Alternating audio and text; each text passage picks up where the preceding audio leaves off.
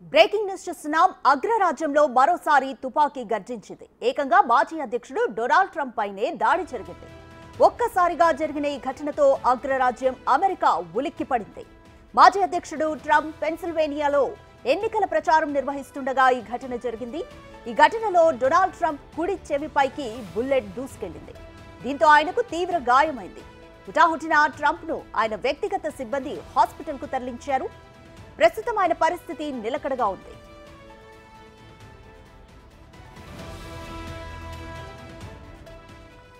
మరోవైపు ట్రంప్ పై కాల్పులకు తెగబడిన వ్యక్తిని ఆయన వ్యక్తిగత సెక్యూరిటీ సిబ్బంది కాల్చి చంపేశారు. అటు ట్రంప్ పై కాల్పులు జరిగిన సమయంలో మరో వ్యక్తి శరీరంలోకి బుల్లెట్ దూసుకెళ్లింది.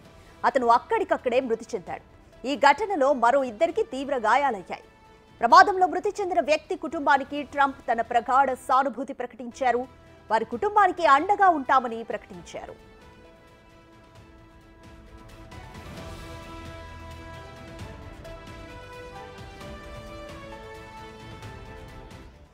మరోవైపు కాల్పుల ఘటనలో తన కుడి చెవికి తీవ్ర గాయమైందని అమెరికా మాజీ అధ్యక్షుడు ట్రంప్ ధృవీకరించారు.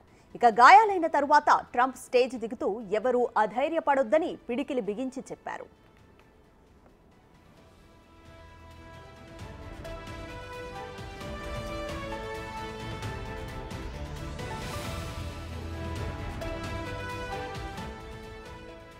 అటు ఈ ఘటనను అమెరికా అధ్యక్షుడు తీవ్రంగా ఖండించారు.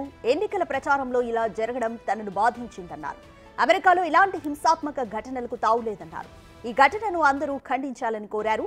ట్రంప్ తో మాట్లాడేందుకు ప్రయత్నిస్తానని తెలిపారు Joe Biden.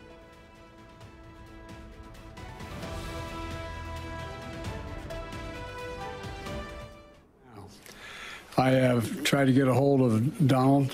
He's with his doctors. Apparently he's doing well. I plan on talking to them shortly, I hope, when I get back to the telephone. Look, there's no place in America for this kind of violence. It's sick. It's sick. It's one of the reasons why we have to unite this country. We cannot allow for this to be happening. We cannot be like this. We cannot condone this. And I want to thank the Secret Service and all the agencies, including the state agencies, that have been engaged in making sure that the people who, and we have more detail to come relative to other people maybe injured in the audience. I don't have all that detail. We'll make that available to you. I may be able to come back a little later tonight, but we'll put out a statement if I'm not able to if it's not convenient for you all. But the bottom line is, the Trump rally was a rally that he should have been able to be conducted peacefully without any problem. But the idea that there's political violence or violence in America like this is just unheard of. It's just not appropriate. And everybody must condemn it. Everybody. I'll keep you informed, and if I am able to speak to Donald, I'll. Trump పై దాడిని పలు దేశాధినేతలు కూడా ఖండిస్తూ tweet చేశారు. Twitter అధినేత Elon Musk సైతం Trump పై దాడిని ఖండించారు.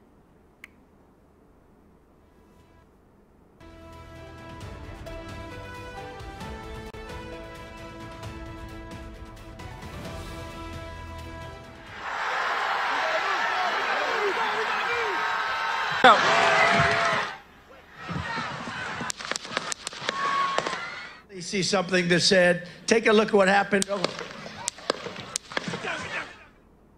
Something that said, take a look at what happened.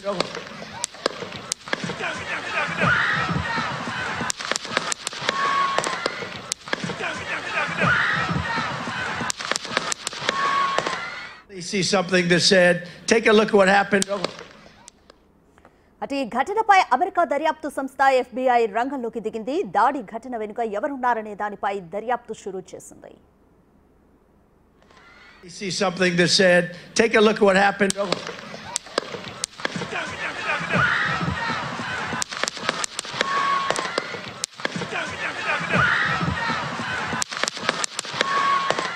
You see something that said, take a look at what happened.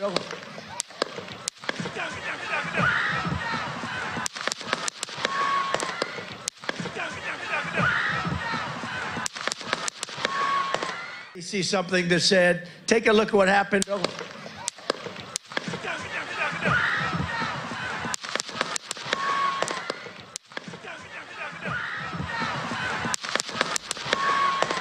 They see something that said, take a look at what happened.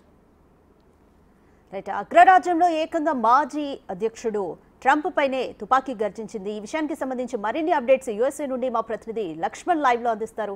నమస్తే లక్ష్మణ్ గారు.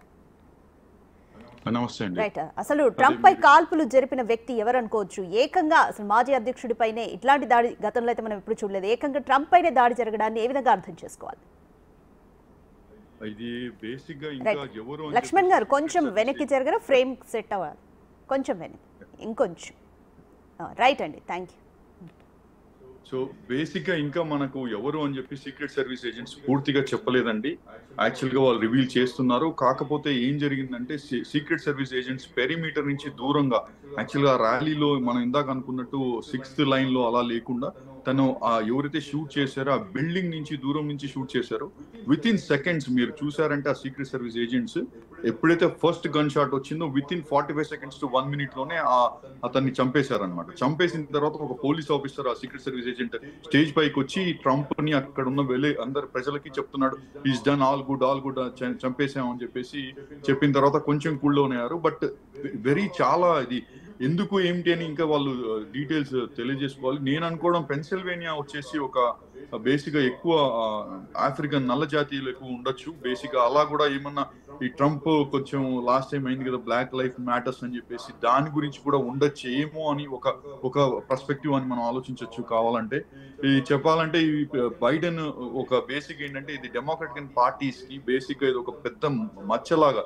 అప్పుడెప్పుడు 1981 లో ఒక పాత president కి ఒకసారి ఒక event జరిగింది ఇలానే అసాసినేషన్ అటెంప్ట్. ఇప్పుడు ఇలా జరగడం అన్నది ఒక పెద్ద మచ్చలాగా అయిపోయింది అనమాట యాక్చువల్ గా. సో లక్కీ ఏంటంటే విత్ ఇన్ జస్ట్ చాలా నారోగా ట్రంప్ మిస్ అయ్యారండి. ఈ బేసిక్ ఈ పార్ట్ లో ఇంకొంచెం ఉంటే బ్రెయిన్ కి తగిలిండే తనకి చాలా నారోగా ఇయర్ కి తగిలి అది మిస్ అయింది యాక్చువల్ గా చెప్పాలంటే.